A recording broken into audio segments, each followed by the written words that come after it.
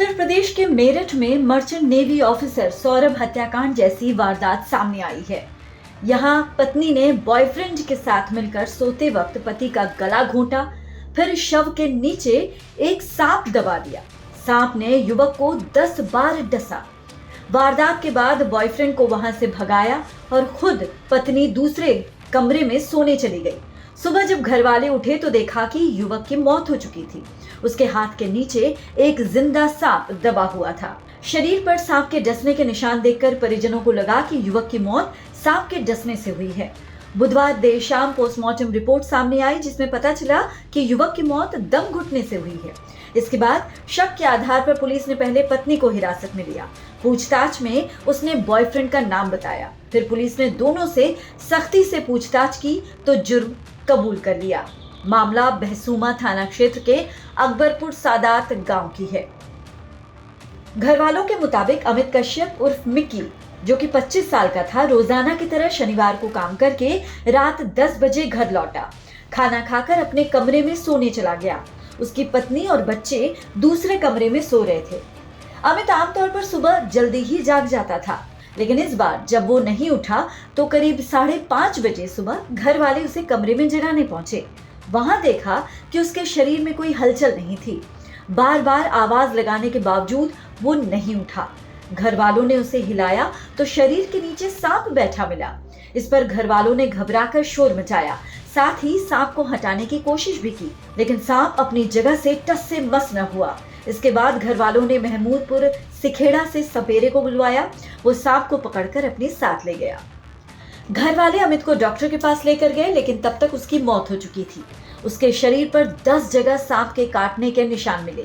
इन्हें देखकर परिजन को लगा कि अमित की मौत सांप के काटने से हुई है। घर वालों की सूचना पर पहुंची पुलिस ने जांच पड़ताल के बाद शव को पोस्टमार्टम के लिए भेज दिया। पुलिस के मुताबिक बुधवार को अमित की पोस्टमार्टम रिपोर्ट सामने आई, जिसमें पता चला कि अमित की मौत सांप के डसने से नहीं बल्कि दम घुटने से हुई है। इसके बाद शक के बिना पर पुलिस ने पहले अमित की पत्नी रविता को हिरासत में लिया। पूछताछ में उसने अपने बॉयफ्रेंड अमरदीप का नाम बताया। शुरुआत में दोनों ने पुलिस को गुमराह करने की कोशिश की, लेकिन जब सख्ती से पूछताछ हुई तो दोनों ने अपना जुर्म कबूल कर लिया। ऐसी लड़ाई कर रहे थे मेरे साथ में, रोज मारपीट कर रहे थे, काम कर रहे थे, बोलते थे तेरे बनाऊंगा तेरे से।